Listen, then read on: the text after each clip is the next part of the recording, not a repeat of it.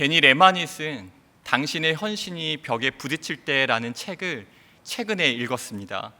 책에는 이런 내용이 나오는데요, 제가 읽어드리겠습니다. 그리스도인이 된다는 것은 기쁜 일이다. 그리스도인이 되면 삶은 하나님이 행하신 것들에 대한 흥분으로 가득하게 된다. 새롭게 발견한 하나님과의 관계, 그리고 다른 사람들과의 관계 안에서 앞날에 대한 희망과 기대로 가득하게 된다. 이런 흥분 속에서는 자신의 문제와 혼란이 별로 대수롭지 않게 보인다. 그러던 어느 날 정신을 차리고 보니 모든 것이 그대로다. 책의 첫 문장처럼 그리스도인이 된다는 것은 정말 기쁘고 감사하고 또 행복한 일입니다. 그런데 어느 순간 처음에 기쁨과 즐거움이 사라지기도 하고, 아무리 열심히 신앙생활을 해도 별로 달라진 것이 없다는 생각이 들 때 나 자신에게 실망하게 되기도 합니다. 계속 이렇게 열심히 하는 것이 의미가 있을까, 이런 회의감이 들기도 하죠. 그러면서도 우리에게는 또 이러한 소망을 또 품게도 됩니다. 이제는 제자리에서 뱅글뱅글 돌고 머무는 것이 아니라 영적으로 한번 무장되고 싶다. 신앙생활을 하다 보면 정말 여러 가지 문제들을 만나게도 되는데, 이런 문제가 생길 때마다 힘들어하고 쓰러지는 것이 아니라 일희일비하지 않고 깊은 신앙을 가지고 싶다라는 소망도 갖게 됩니다. 성경에 예수님께 칭찬받은 정말 많은 사람들이 나오는데, 예수님께 칭찬받은 사람들처럼 능력 있는 그리스도인으로 예수의 제자로 살고 싶다라는 소망도 여러분 갖게 됩니다. 이러한 마음으로 방학을 보내는데 사도행전 3장 6절 말씀이 참 많이 묵상이 되었습니다. 사도행전 3장 6절 말씀입니다. 베드로가 이르되 은과 금은 내게 없거니와 내게 있는 이것을 내게 주노니 나사렛 예수 그리스도의 이름으로 일어나 걸으라 하고. 너무나 익숙한 말씀인데 온종일 제 머릿속을 떠나지 않고 묵상이 되었습니다. 내가 만약 성전 미문 앞에 있는 베드로였다면 어떠했을까? 걷지 못하는 자에게 어떠한 말을 하고 어떠한 행동을 했을까? 이렇게 질문이 되었습니다. 그런데 베드로와 달리 자꾸만 걷지 못하는 자에게 이런저런 설명을 하고 있는 제 모습이 그려졌습니다. 하나님은 지금 함께 하십니다. 당신을 도와주실 거예요. 그러니 낙심하지 말아요. 제가 기도해 드리겠습니다. 당신의 죄나 잘못 때문이 아니니 죄책감을 갖지 않았으면 좋겠습니다. 걷지 못하는 자에게 무언가 열심히 위로하고 격려하고 또 무언가를 설명하는 제 모습이 그려졌습니다. 전화나 이메일로 상담 요청을 받을 때가 있습니다. 그럴 때마다 저의 답변에 한계를 느끼며 스스로 아쉬울 때가 있습니다. 한 번은 그러한 아쉬움 때문에 이렇게 답변의 메일을 드린 적이 있습니다. 메일로 나눠주시는 삶의 이야기에 비해 저의 답변이 형편없음에도 제가 뭐라고, 오히려 부족한 대답과 별로 도움이 안 되는 비실제적인 답변 등에 화가 나실 것 같기도 한데 기도 부탁을 하시고 또 마음을 나눠주시는 것이 감사합니다. 오늘도 답변이 참 부족하여 부끄럽습니다. 기도하겠습니다. 그런데 베드로는 이렇게 양해를 구하며 설명을 늘어놓지 않습니다. 선포합니다. 그리고 그 선포는 능력이 되어 나타납니다. 사도행전 3장 6절에서 8절 말씀을 제가 다시 읽겠습니다. 베드로가 이르되 은과 금은 내게 없거니와 내게 있는 이것을 내게 주노니 나사렛 예수 그리스도의 이름으로 일어나 걸으라 하고 오른손을 잡아 일으키니 발과 발목이 곧 힘을 얻고 뛰어서서 걸으며 그들과 함께 성전으로 들어가면서 걷기도 하고 뛰기도 하며 하나님을 찬송하니. 베드로는 무언가 이렇게 설명하는 것이 아니라 예수 그리스도의 이름을 담대하게 선포합니다. 그리고 성전 민문 앞에 걷지 못했던 자도 예수님에 관한 이야기를 지루하게 듣는 것이 아니라 예수님의 능력을 오늘 직접 경험합니다. 이러한 베드로의 모습이 우리의 모습과 비교되면서 우리도 담대하게 선포하는 이러한 베드로를 닮고 싶다라는 소망이 생겼습니다. 여러분, 사실 생각해보면 가정에서나 우리 주변의 많은 문제들도 여기에 있지 않을까 생각해 보게 됩니다. 능력이 내 안에 없으니 사람과의 관계에서나 어떤 문제가 발생했을 때 계속 설명하고 변명하고 때로는 화를 내기도 하는데 진짜 문제의 원인은 해결되지 않은 채 남아있는 겁니다. 베드로는 단순합니다. 문제가 보이면 선포하고 선포하니 능력이 나타납니다. 어쩌면 처음 책에서 인용한 것처럼 우리가 열심히 살려고 말씀대로 살아보겠다고 다짐하고 노력했는데 제자리고 또 회의감이 들기도 하고 마음에 낙심이 찾아오기도 하는 것은 이런 능력이 없기 때문은 아닐까, 이렇게 스스로에게 질문을 던져보는 겁니다. 변화되길 원합니다. 그런데 여러분, 오늘 사도행전의 주인공이 바로 베드로라는 사실이 우리도 변화될 수 있다, 새로워질 수 있다, 능력을 가질 수 있다라는 희망을 줍니다. 왜냐하면 우리가 베드로의 과거를 너무나 잘 알고 있고요, 또 그 과거가 우리의 연약한 모습과 다르지 않기 때문입니다. 대표적인 사건이 예수님께서 십자가에 못 박히시기 전에 특별히 예수님께서 사랑하시는 베드로와 야고보, 요한 이 세 명의 제자를 데리고 겟세마네 동산에 올라가서 기도하십니다. 땀이 핏방울이 되어 떨어질 때까지 십자가 지시기 전에 하나님의 뜻을 구하며 간절히 기도하는데, 여러분, 너무나 중요한 순간 아닙니까? 이때 꾸벅꾸벅 졸았던 것이 바로 베드로입니다. 3년 동안 예수님을 따르다가 가장 결정적인 순간에 예수님을 3번이나 모른다고 부인했던 것이 바로 베드로입니다. 이러니까 베드로의 과거를 잘 알고 있는 사람이 나중에 베드로가 담대하게 예수님을 전하고 선포하는 것을 보면서 이렇게 이야기해요. 사도행전 4장 13절입니다. 그들은 베드로와 요한이 본래 배운 것이 없는 보잘것없는 사람인 줄 알았는데 이렇게 담대하게 말하는 것을 보고 놀랐다.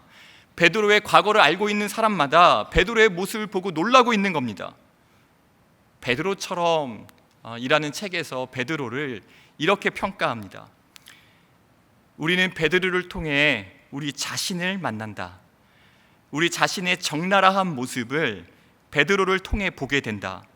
흔들리는 베드로를 통해 우리의 흔들림을 보고 베드로의 의심 속에서 우리의 의심을 보며 예수님을 3번이나 부인한 후에 움츠려든 베드로를 통해 우리의 움츠림을 본다. 이러한 베드로의 모든 모습들이 실망스러운 것이 아니라 우리에게 위로를 주기도 하고 또 용기를 줍니다. 베드로가 달라졌다면 우리도 달라질 수 있겠다라는 희망 때문입니다. 오늘 실패의 자리에 있던 베드로를 사용하시는 하나님을 우리가 오늘 이 말씀 가운데, 예배 가운데 만나기를 원합니다. 이러한 꿈을 꿨으면 좋겠습니다. 여러분, 그렇다면 이 세상에서 우리가 어떻게 하면 베드로처럼 변화된 능력 있는 삶을 살 수 있을까요? 오늘 3가지 질문으로 생각해 보려고 합니다. 첫 번째 질문은 베드로처럼 여러분에게도 예수님을 만난 경험이 있습니까? 입니다. 베드로의 모든 이야기의 핵심은 예수님께서 베드로를 만나 주셨다라는 것입니다.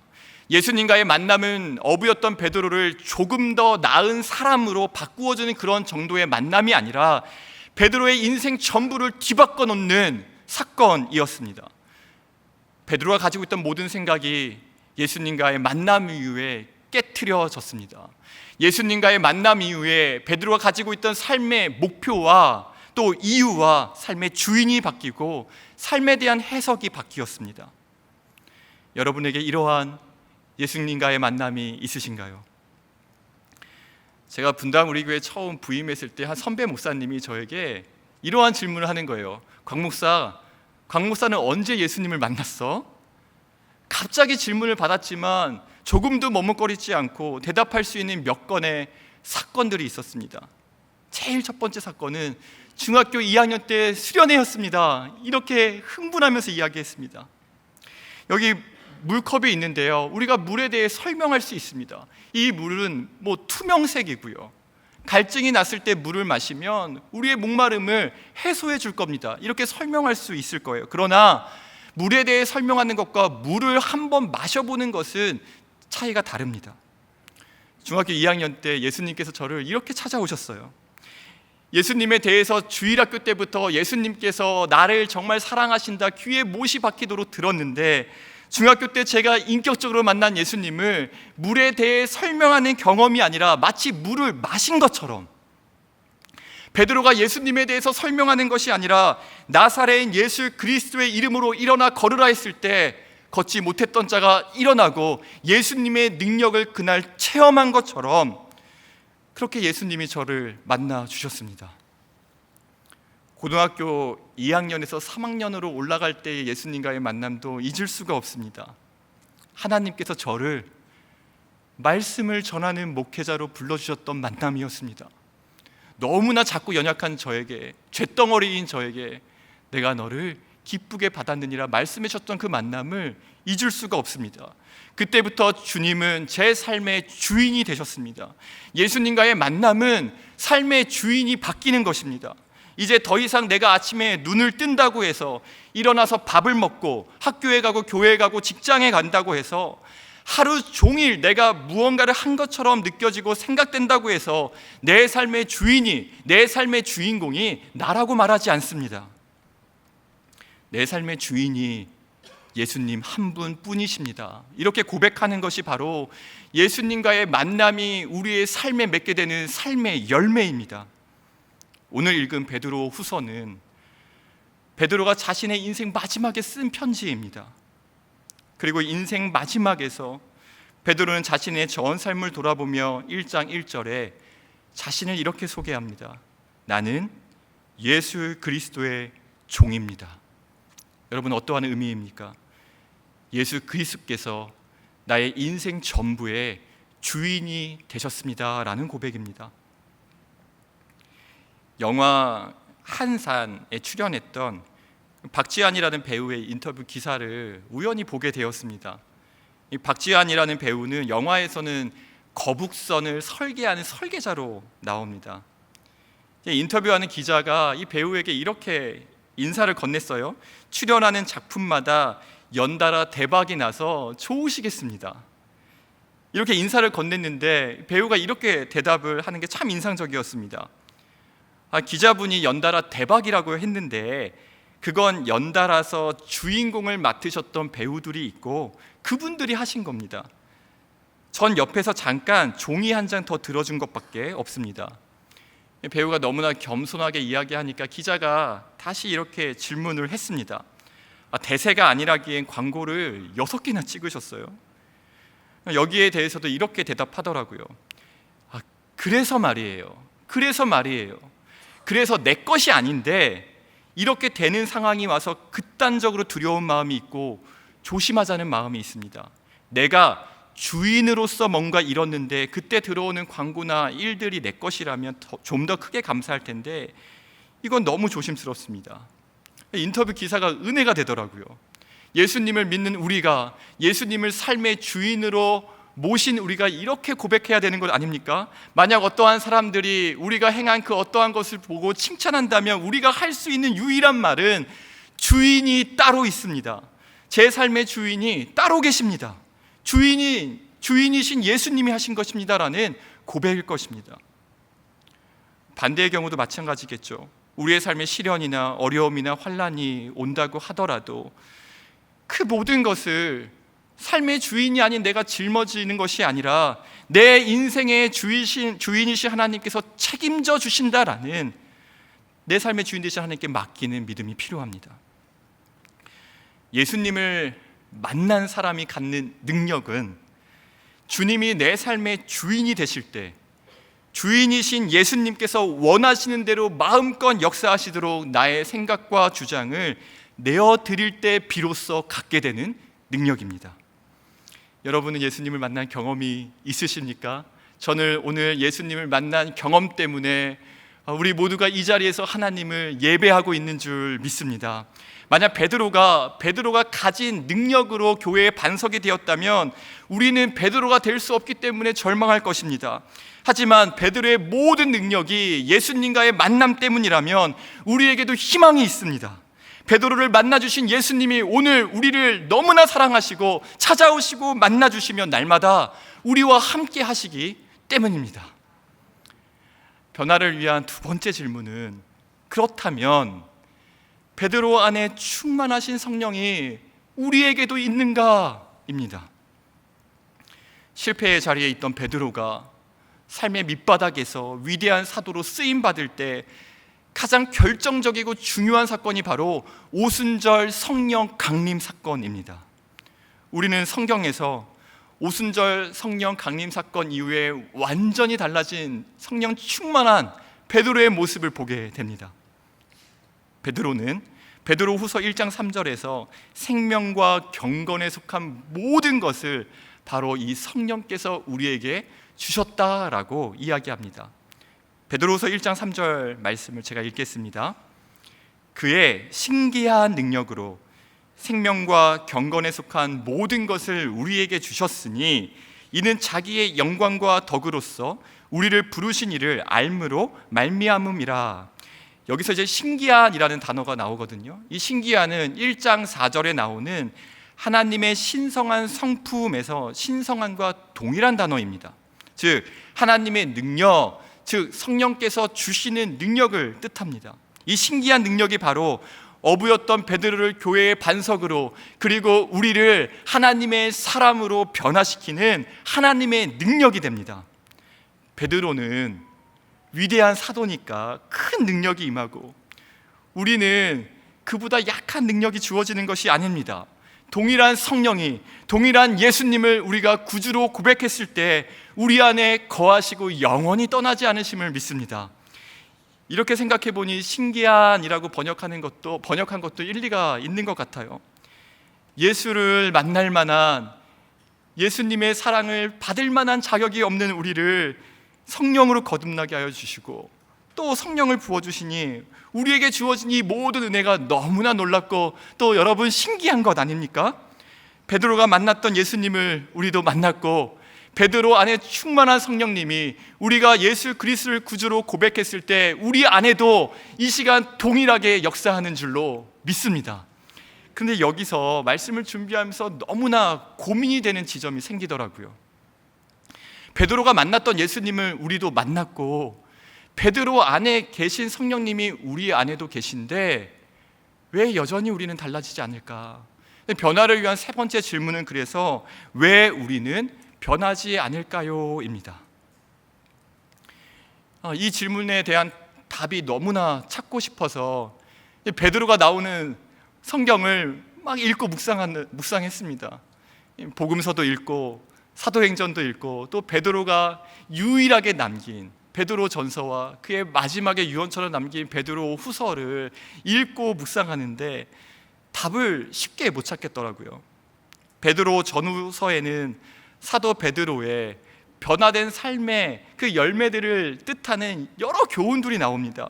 너희 마음의 허리를 동이라, 근신하여 기도하라, 육체의 정욕을 제어하라, 선한 양심을 가져라. 너무나 잘 알고 있는 내용들이었습니다. 이러한 말씀을 우리가 몰라서가 아닌데 왜 이렇게 변화가 잘 일어나지 않을까? 그런데 한 가지 답을 찾았습니다. 복음서와 사도행전과 베드로 전후서 곳곳에서 발견한 답이 있었습니다.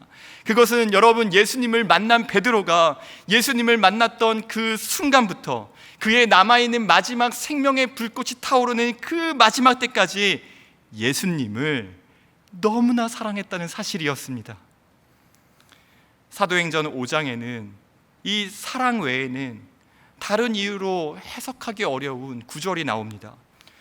사도행전 5장 40절에서 41절 말씀을 함께 읽겠습니다. 그들이 옳게 여겨 사도들을 불러들여 채찍질하며 예수의 이름으로 말하는 것을 금하고 놓으니 사도들은 그 이름을 위하여 능욕받는 일에 합당한 자로 여기심을 기뻐하면서 공회 앞을 떠나니라. 이전에 베드로였다면 채찍질을 피하고 능욕받는 자리에서 도망치려 하겠지만, 예수님을 사랑하는 베드로는 예수님을 사랑하는 이유 그 하나 때문에 이제는 더 이상 채찍질하는 자리를 피하지 않습니다. 예수의 이름 때문에 능욕받는 자리를 도망치지 않습니다. 예수를 사랑하기 때문입니다. 베드로전서 4장 13절 말씀 한 구절을 더 보겠습니다. 오히려 너희가 그리스도의 고난에 참여하는 것으로 즐거워하라. 이는 그의 영광을 나타내실 때에 너희를 즐거워하고 기뻐하게 하려 함이라. 주님을 사랑하니까 달라졌습니다. 주님을 사랑하는 데서 놀라운 신기한 능력이 나타났습니다. 예수님 때문에 받는 고난을 기뻐하고 찬송합니다. 예수님 때문에 받는 고난이 있다면, 예수님 때문에 내가 받는 희생이 있다면, 헌신의 자리가 있다면, 섬김의 자리가 있다면, 이제 사도 베드로는 주저함이 없습니다. 달려드는 겁니다. 사랑이 모든 것을 변화시켰습니다. 사랑이 모든 능력의 원천입니다. 그리고 우리가 믿고 고백하고 구주로 고백한 예수 그리스도께서 바로 그 사랑 자체이심을 우리가 믿습니다. 그래서 오늘 제목을 사랑하기 때문에 라고 정했습니다. 제목을 정하고 이 인터넷에 사랑하기 때문에 이 제목을 한번 검색해 보니까 아주 유명한 노래가 제일 먼저 나오더라고요.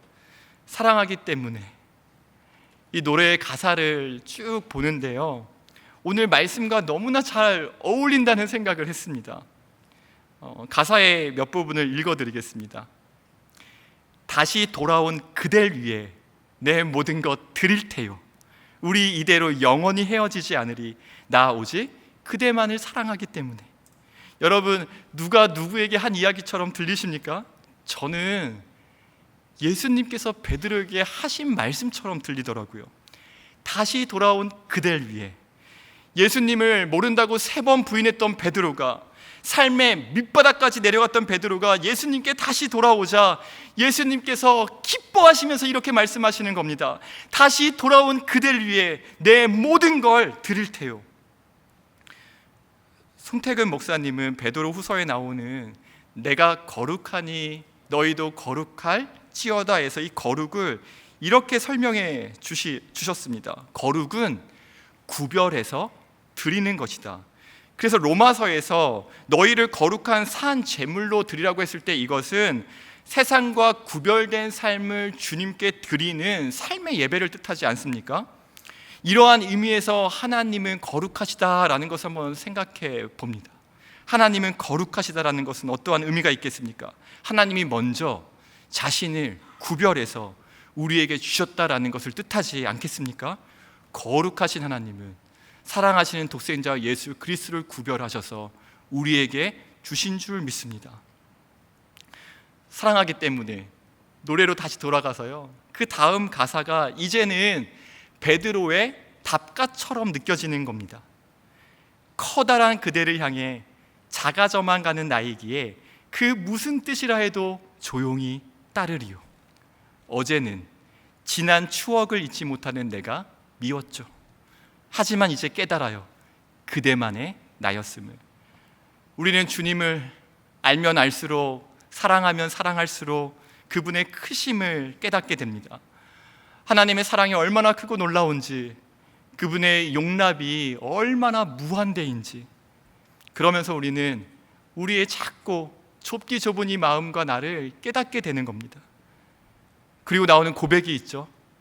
주님, 이제는 어느 자리이든지 부르시면 순종하겠습니다 라고 고백합니다. 이것이 사랑으로 변화된 삶에 나타난 고백입니다. 어떠한 선택을 하고 우리가 행동을 할 때에는 그 선택과 행동에는 다 각자만의 그 이유가 있습니다. 저희 집에는 6살, 8살, 11살 이 세 자녀가 있는데요, 이 세 자녀가 있다 보니 식당을 정하거나 아니면 여행지를 정할 때에도 새 자녀들이 안전하게 놀 수 있는 곳, 또 새 자녀들이 맛있게 먹을 수 있는 곳을 찾게 됩니다. 이렇게 무언가 결정할 때에는 다 거기에 이유가 있는 거예요. 오늘 한 가지 소망하는 것은 우리가 이번 한 주간 또 오늘 하루 내가 선택하고 행동한 것에 대해서 다른 사람들이 왜 그렇게 행동하셨습니까? 왜 그렇게 말씀하셨습니까? 왜 그러한 선택을 했습니까? 라고 물었을 때에 이렇게 대답할 수 있기를 원합니다. 이것은 예수님의 사랑 외에는, 예수님을 사랑하기 때문에 했습니다 라고 설명하는 것 외에는 다른 이유가 없습니다. 그 어떠한 것으로 선택할 수 없는 예수님을 사랑하기 때문에 한 말들, 예수님을 사랑하기 때문에 한 선택과 행동들이 우리의 삶에 많이 증거로 나타나기를 오늘 간절히 구하고 원합니다. 예수님께 향유를 깨트려 드린 마리아의 행동이 사랑 외에는 설명이 안 되었고요, 히브리서 11장에 나오는 믿음의 많은 선배들이, 믿음의 사람들이 하나님 외에는, 하나님을 사랑하는 마음 외에는 그들의 삶을 설명할 수 있는 다른 이유들이 없었습니다. 우리에게도 주님을 사랑하는 그 이유 하나 밖으로는, 다른 그 어떠한 것으로는 설명할 수 없는 그러한 인생을 한번 살아보기를 간절히 원합니다. 이러한 꿈을 함께 꾸지 않으시겠습니까? 사랑은 또한 두려움을 이깁니다. 저희 집에 키우는 강아지 이름이 루야입니다. 이 강아지를 키우게 되었을 때 가족들이 너무 좋으니까 할렐루야 이래서 루야가 되었습니다.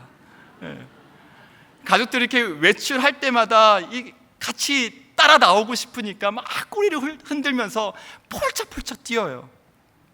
그런데 저희 집을 나가려면 계단을 내려가야 되는데 이 강아지가 아무리 따라서 나가고 싶어도 이 계단은 무서워서 못 내려오는 거예요.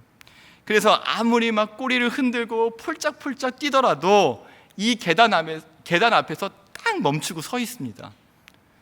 그런데 어느 날 놀라운 사건이 생겼습니다. 저희 가족들이 다 놀란 사건인데요, 신발을 신고 또 우리 가족들이 외출을 하려고 나가는데 항상 여기를 넘지 못했던 강아지가 갑자기 뛰어넘는 거예요. 계단을 막 내려가서 밖으로 달려나가더라고요. 강아지를 보면서 강아지도 이 열망이 두려움을 극복하는구나, 이러한 묵상을 하게 되었습니다. 여러분, 주님을 향한 열망과 사랑이, 이 강아지도 열망이 두려움을 내어쫓는데 주님을 향한 사랑이 우리를 둘러싼 모든 두려움을 뛰어넘게 할 줄로 믿습니다. 그래서 요한일서 4장 18절은 이렇게 선포합니다. 사랑 안에 두려움이 없고 온전한 사랑이 두려움을 내쫓나니. 사랑은 두려움을 내쫓습니다. 그러면서 지금까지 신앙생활을 쭉 돌아봤습니다. 오늘 이 시간 우리의 신앙을 한번 돌아보기를 원합니다. 사랑하는 여러분, 어느 때에 우리의 마음에 있는 불안과 두려움에서 자유로워지셨습니까?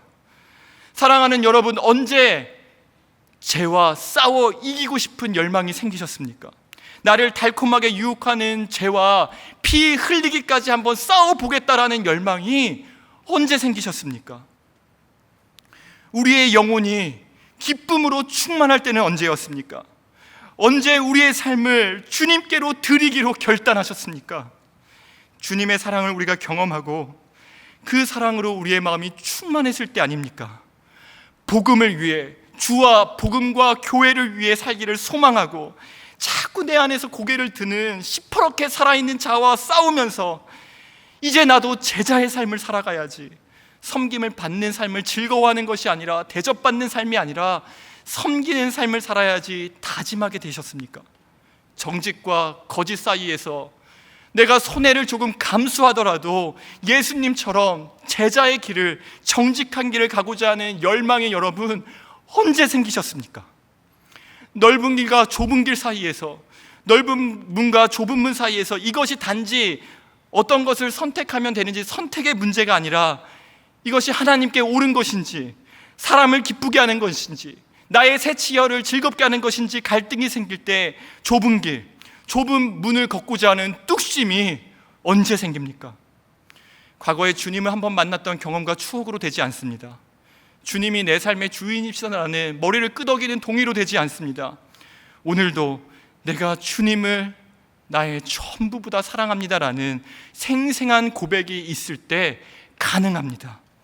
똑같은 인격을 가진 우리인데 어느 순간에는 넉넉한 마음으로 용납하고 사랑하고 이해하려고 하고, 어떤 때에는 내 마음이 나도 무서울 정도로 너무나 냉랭해지는 것을 경험하는 그 차이는 무엇 때문입니까? 주님을 사랑하는 마음이 내 마음에 가득할 때 온유하고 부드럽고 친절하고 사랑의 열매를 맺어지게 된 경험이 우리에게 있지 않습니까?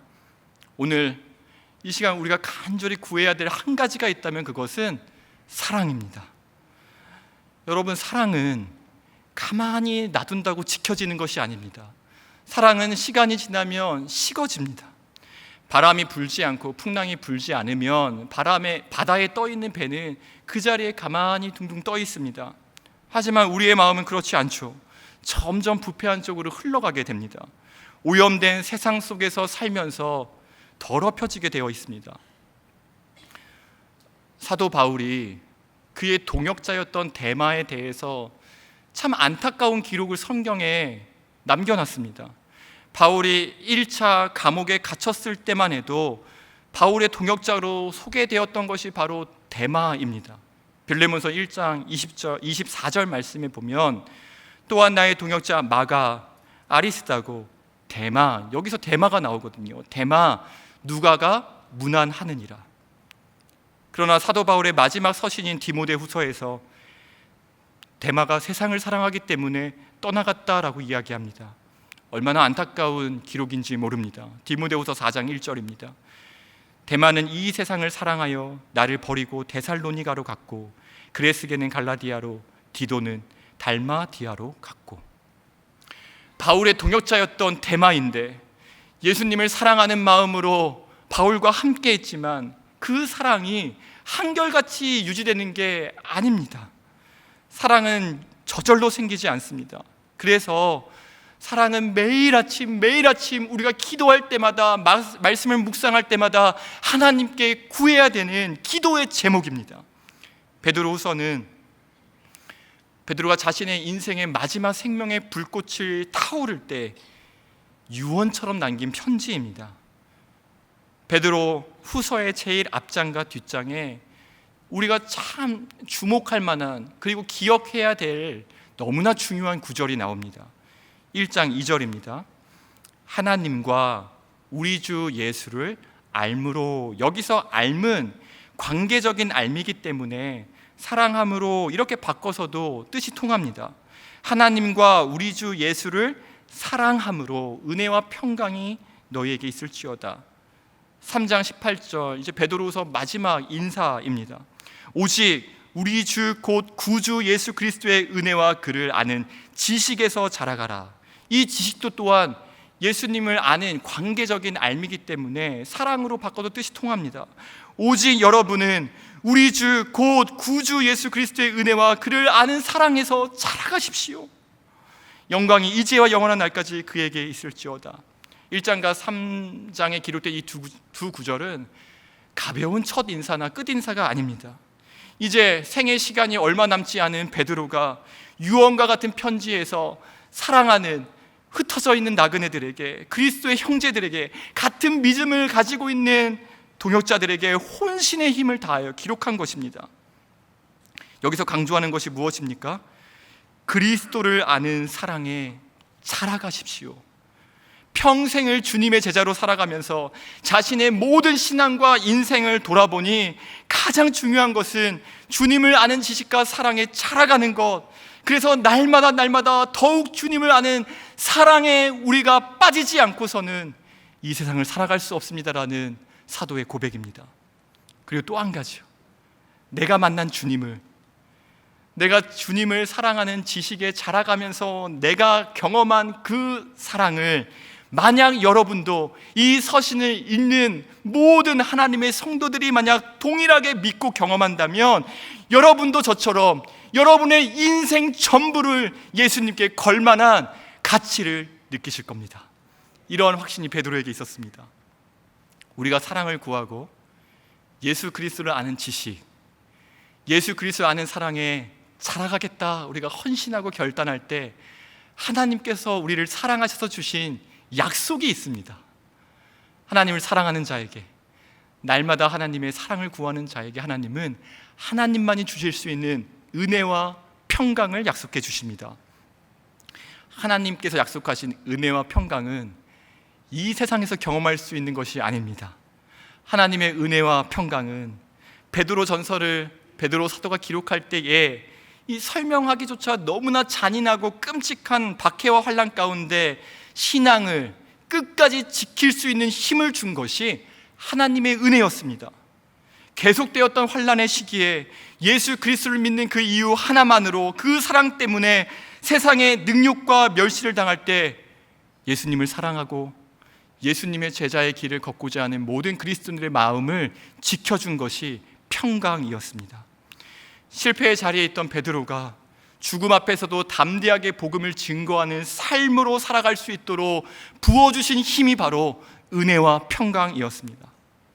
오늘 하루도 예수님을 사랑하는 마음으로 은혜와 평강을 주시는 하나님의 은혜에 우리의 시선을 고정하면서 예수 그리스도를 아는 지식에, 예수 그리스도를 아는 사랑에 저의 삶을 드립니다. 이렇게 고백하고 결단하는 오늘이 되기를 바랍니다. 이러한 마음으로 오늘 함께 찬양하기를 원합니다.